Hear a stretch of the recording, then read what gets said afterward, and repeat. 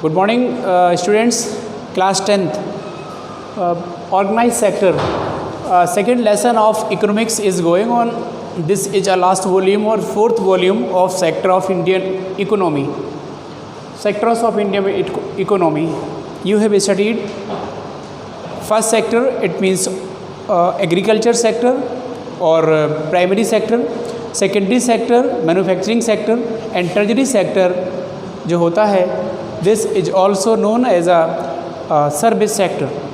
So service sector tertiary sector होता है, secondary sector manufacturing sector होता है, जितने भी निर्माण होते हैं वो टर्शरी से उसमें सेकेंडरी सेक्टर में आ जाएंगे. तो अब बात करते हैं हम लोग ऑर्गेनाइज सेक्टर की. What is organise sector? Can are registered by the government. It's type of the sectors who are registered in the government. Rules regulation follow by the institution. एक ऐसे सेक्टर्स, ये ऐसे सभी सेक्टर जो सरकार के बनाए गए, सरकार के द्वारा बनाए गए रूल्स रेगुलेशन को फॉलो करते हैं. These type of the sector is also known as a organise sector. तो ये सब ऑर्गेनाइज सेक्टर कहलाते हैं. ऑर्गेनाइज सेक्टर ये कहना चाहिए कि जितने भी सेक्टर हैं ये फॉलो करते हैं रूल्स एंड रेगुलेशन.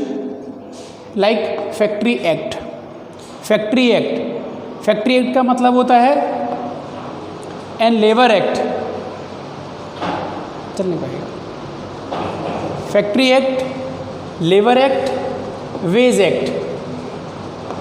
समझ गए? तो फैक्ट्री एक्ट, लेबर एक्ट और वेज एक्ट, ये सारे के सारे जो एक्ट हैं ये गवर्नमेंट के द्वारा बनाए गए होते हैं. So follow the rules and regulation made by the government of India. This welfare for the people. This all the rules and regulation welfare for the people due to provided security. देखिए लिखा होगा security देते हैं. इसके बाद भी get payment during the holiday. Holiday के समय पेमेंट भी देते हैं, मतलब सैलरी भी देते हैं, बेसिस भी नहीं काटते. पेड लीव होती हैं. अब जितने भी ओकेशंस हैं, जितने भी त्यौहार हैं, फेस्टिवल हैं, उनमें सारे के सारे जो फेस्टिवल्स हैं उनमें क्या करते हैं, ये जो है पेड लीव देते हैं. ओके, तो these all are a organise sector. Worker enjoy security. जो उसके वर्कर्स हैं, all the workers belonging to the organise sector enjoy security due to they have leave, they have paid leave, they get payment at the time of holiday, so they are secure. So this is organized sector. This run by the government also, registered by the government and run by the government. Some sectors are not run by the government but registered by the government. So also the organized sector like school organized sector में आएगा, क्योंकि जो है ये कहना चाहिए registered होते हैं, सारी संस्थाएं हैं, इंस्टीट्यूशन है. These all the registered on the government of India. ठीक है. At the board CBSE board, CBSE, ICSE, different board are over here. So these they were कहना चाहिए रजिस्टर्ड. ये रजिस्टर्ड हैं, they are registered in this time currently. Okay, कोई पुराने नहीं होते. तो सारे के सारे संस्थाएं हैं, स्कूल्स जो चलते हैं वो सब ऑर्गेनाइज सेक्टर्स को बिलोंग करेंगे, क्योंकि rules and regulation by the government in this time COVID-19 is going on. So order follow the order of the government. So this is organise sector. In this time organise and organise दोनों फॉलो कर रहे हैं, लेकिन organise के लिए rules regulation होते हैं. Okay, workers organized sector enjoy security of the employment. They get payment during the holiday, paid leave, gratuity, provident fund also. Provident fund भी मिले मिलता है, प्रोविडेंट फंड भी मिलता है. ये होता है जो रन बाय द गवर्नमेंट. ऐसी सरकारी संस्थाएं, it's type of the government institution provided provident fund to the employee. ठीक है, उन्हें प्रोविडेंट फंड होता है ओवरऑल लास्ट सर्विस में, जब वो रिटायर के टाइम पे, तो कुछ फंड भी होते हैं. सेकंड हो जाएगा आपका अनऑर्गेनाइज सेक्टर. तो unorganise sector is not secure. These all are the small unit out control of the government. No, follow the rules and regulation given by the government of India and the national and state government. So कहीं ना कहीं जो आपका unorganise sector है, he is a small unit, not follow the rules and regulation given by the government. This is not welfare for the people.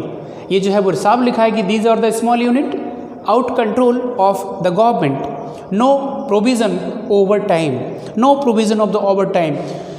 आप देख लीजिए किसी भी ऑर्गेनाइज इंडस्ट्री में, ऑर्गेनाइज फैक्ट्री में या रेलवे या कहीं मैनी ऑफ द इंस्टीट्यूशन, ऐसी बहुत सी ऐसी संस्थाएं हैं जिसमें ओवर टाइम का प्रावधान होता है. ओवर टाइम मतलब होता है you are working in 8 hour, 6 to 8 hour, 6 to 8 hour working है. इसके आउट जो भी समय जाएगा वो आपका एक्स्ट्रा पेड होगा. This is over time. Many of the registered industry provide the over time for employ and in this time Indian railway the examples आपने देखा है. इंडियन रेलवे में अगर एनी ऑफ द ट्रेन या कोई goods की train है, मालगाड़ी जिसे कहते हैं, ठीक है, वो भी है, मतलब पैसेंजर गाड़ी है या कोई भी गुड्स लेके जा रही है, कोई एक्सप्रेस है, सुपर एक्सप्रेस है या कुछ भी है ना. तो वो जो गाड़ियाँ हैं, if they are late, so this is a responsibility of the government, not for the कहना चाहिए ड्राइवर. या वो अगर ड्राइवर चला रहा है तो वो उसकी रिस्पॉन्सिबिलिटी उस वक्त है. लेट हो गई तो उसको उसका टाइम अगर हो गया, ऑफ टाइम हो गया या ओवर टाइम हो गया, तो government paid to the driver. तो मैनी ऑफ द इंडस्ट्री में होता है वर्कर के लिए ओवर टाइम दिया जाता है. तो दे जो है, जो कहना चाहिए, ओवर टाइम का कोई प्रोविज़न यहाँ पे नहीं होता. कहाँ पे? अनऑर्गेनाइज सेक्टर में no provision of the over time, no security due to कहना चाहिए small unit out control of the government.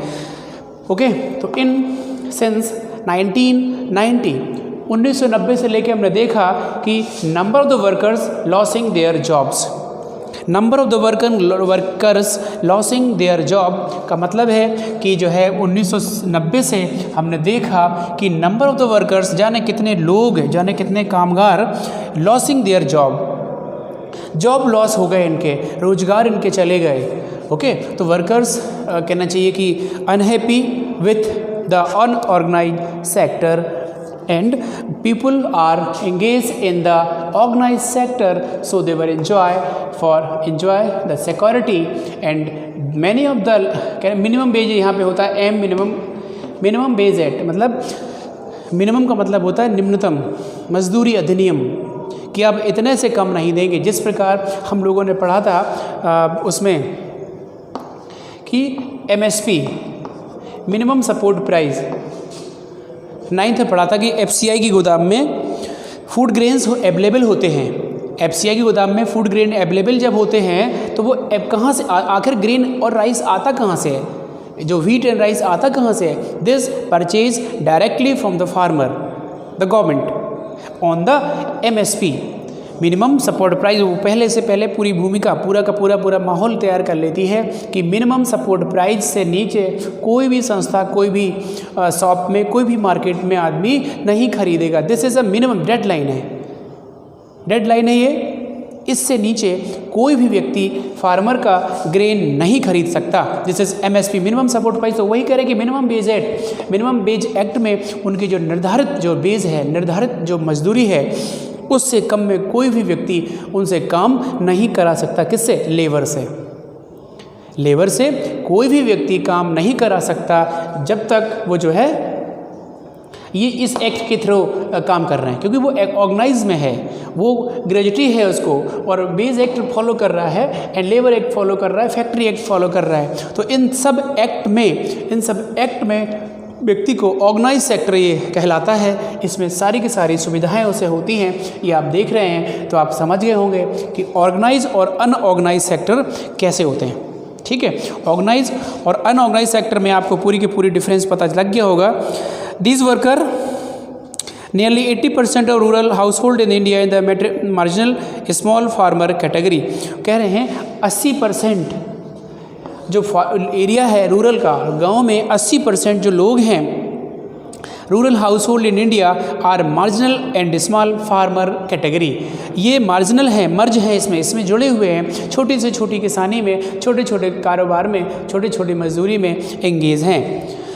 These farmers required to support through adequate facility for timely delivery of agriculture input, seed, credit, marketing, outlet and storage facility.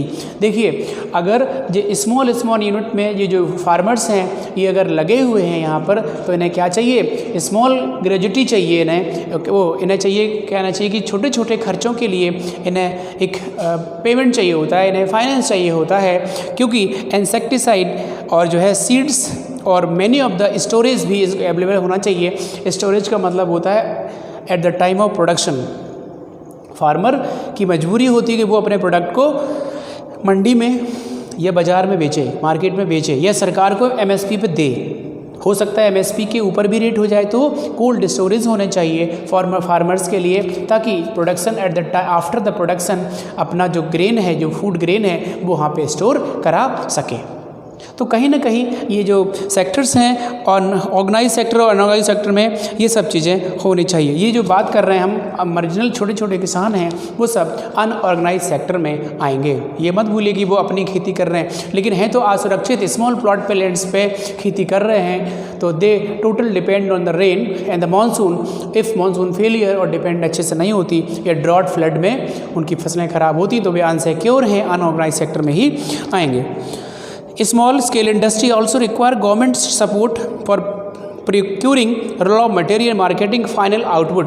और वो कह रहा है small scale industry भी, छोटे छोटे industry को भी रिक्वायर रहती है कि सरकार उन्हें सपोर्ट करे, उनके रॉ मटेरियल और जो माल बने उसकी सुरक्षा हो कि बाज़ार में प्रॉपर वो सेल हो जाए।